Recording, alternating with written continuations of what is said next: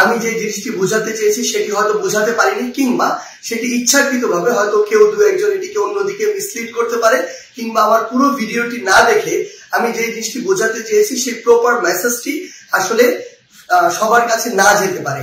সেই জায়গা থেকে আমার মনে হয় বিষয়টি ক্লিয়ার করা প্রয়োজন। সেটি হচ্ছে, আমি আমার ঠাকুরগাঁ জেলার একটি মত বিনিময় সভায় আমার হিন্দু ধর্মাবলম্বী ভাই বোনদেরকে নিয়ে একটি বক্তব্য দিয়েছিলাম। যেই বক্তব্যটিকে অনেকে অনেকভাবে আসলে প্রচার করার চেষ্টা করছেন। প্রথমে আমি একটি জিনিস স্পষ্ট করি, সেটি হচ্ছে এই বক্তব্যটি শুধুমাত্র ঠাকুরগাঁ জেলার জন্য প্রযোজ্য ছিল, কারণ আমরা তো অনেক জেলায় গিয়েছি, বাকি জেলায় তো এই কথাগুলো বলিনি।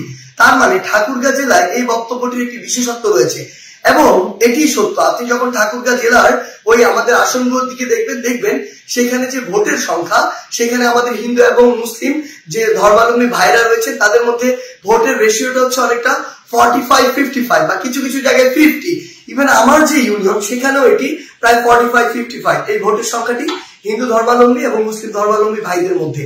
এখন আমি যে কথাটি সেখানে বলেছিলাম সেটি হচ্ছে, আমার সবচেয়ে খারাপ লেগেছে আমি যখন দেখেছি আমি আমার এলাকার যে ভাই বোনদের সাথে, যে বন্ধুদের সাথে, যে ছোট ভাইদের সাথে, হিন্দু ধর্মাবলম্বীদের সাথে একসাথে বড় হয়েছি, একই স্কুলে পড়েছি, একই জায়গায় পড়াশোনা করেছি, প্রাইমারি স্কুল লেভেলে, হাই স্কুল লেভেলে, তারা যখন আওয়ামী লীগ সরকার চেঞ্জ হওয়ার সাথে সাথে একটি ভয় নিয়ে, একটি আশঙ্কা নিয়ে তারা যখন ঘর বাড়ি ছেড়ে ওই ভারতের সীমান্তের দিকে রওনা হয়, যখন তাদের ঘর বাড়িতে হামলা করে, এটাও সত্য, ওই হামলা কিন্তু ধর্ম দেখে হয়নি, ওই হামলা হয়েছিল পলিটিক্যাল যে বিষয়গুলো সেই বিষয়গুলোকে প্রাধান্য দিয়ে।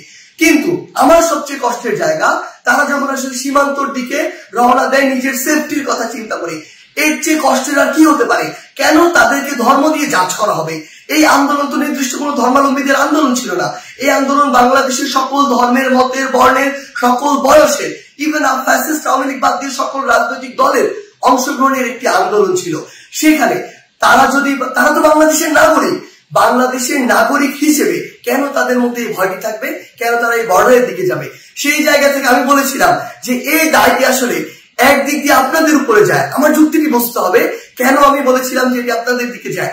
কারণটি হচ্ছে, আমাদের ওই নির্দিষ্ট এরিয়ার জন্য, আমি পুরো বাংলাদেশের কথা জানি না, আমার ওই নির্দিষ্ট এরিয়া ঠাকুরগাঁ কিংবা আমার যে ইউনিয়ন বা উপজেলা, ওই নির্দিষ্ট এরিয়ার একটি মেসেজ, এটি সবাই স্বীকার করবে, এটি মনে করা হয় অলমোস্ট 80-90% কেস এটি এমন, এটা সবার মধ্যে একটা চিন্তা সেট হয়ে গিয়েছে যে কেউ যদি হিন্দু ধর্মাবলম্বী হয় তার ভোটটা নৌকাতে যাবে।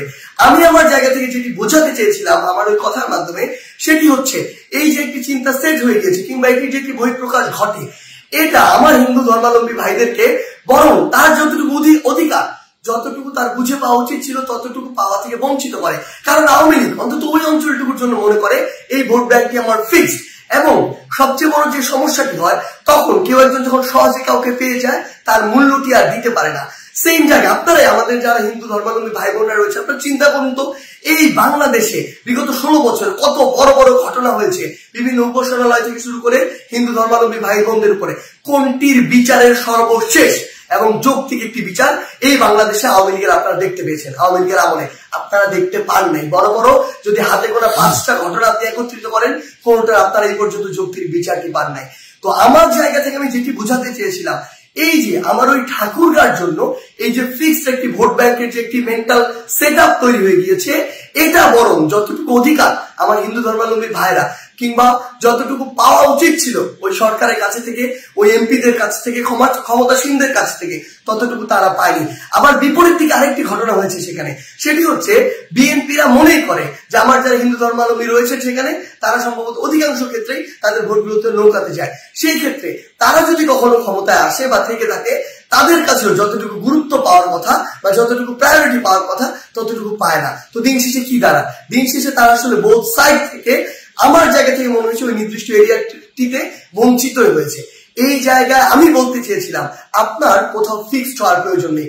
যে আপনার কথা বলবে, আপনার কথা শুনবে, আপনার যেটুকু অধিকার সেটুকু বুঝে দিবে এবং আপনার প্রয়োজনে আপনার পাশে দাঁড়াবে, আপনি তাকে ভোট দিবেন। কোনো দল দেখার প্রয়োজন নাই, মার্কা দেখার প্রয়োজন নাই, ভোট দিবেন যে আপনার জন্য কাজ করবে তাকে।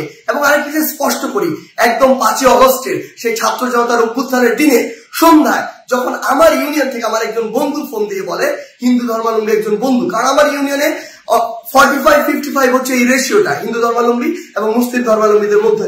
তো আমার বন্ধু যখন একজন ফোন দিয়ে বলে যে তারা আশঙ্কা করছে যে তাদের কোনো একটা ব্যবসায়িক প্রতিষ্ঠানে কিংবা বাসায় আটক হতে পারে, অ্যাটাক হতে পারে, সেই জায়গা থেকে সাথে সাথে 5ই অগস্টের প্রথম আমার হিন্দু ধর্মাবলম্বী ভাইদেরকে যেন প্রোটেক্ট করা হয় সেই বিষয়ের ভিডিও যার থেকে গিয়েছিল তার নাম সার্জিস। এবং এরপরও আমার বিভিন্ন জায়গায় হিন্দু ধর্মাবলম্বী ভাই বন্ধুদের সাথে যখন আমরা মিটিং করেছিলাম কিংবা বিভিন্ন আমরা ঢাকেশ্বরী মন্দির থেকে শুরু করে বিভিন্ন জায়গায় আমাদের প্রতিনিধি দল গিয়েছিলাম, আমরা আমাদের জায়গা থেকে সর্বোচ্চ যে বিষয়টি নিশ্চিত করার চেষ্টা করেছিলাম সেটি হচ্ছে যে তাদের যতটুকু অধিকার পাওয়ার কথা এবং তাদের সাথে যেন কোনো অন্যায় না হয়, যতটুকু অধিকার পাওয়ার কথা ততটুকু যেন তারা পায়। হয়তো আমি আমার জায়গা থেকে সেদিন আমার মেসেজটি ঠিক মতো বুঝাতে পারিনি, যদি আমার সীমাবদ্ধতার কারণে আমি বুঝাতে না পারি সেই জন্য অবশ্যই আমি আমার জায়গা থেকে দুঃখ প্রকাশ করছি, এটি করতে আমার বিন্দু মাত্র সমস্যা নেই। কিন্তু আমার যে উদ্দেশ্যটি ছিল সেটি ছিল অবশ্যই আপনাদের যে অধিকার সেই অধিকারের পক্ষে। এবং আরেকটি জিনিস স্পষ্ট করে বলে দিতে চাই, বাংলাদেশের নাগরিক হিসেবে যতদিন আপনি আপনার এই অধিকারটুকু বুঝে না পাবেন ততদিন আপনাদের পক্ষে আমাদের সবার যে লড়াই, বৈষম্য বিরোধী ছাত্র আন্দোলনের যে লড়াই সেটি চলবে।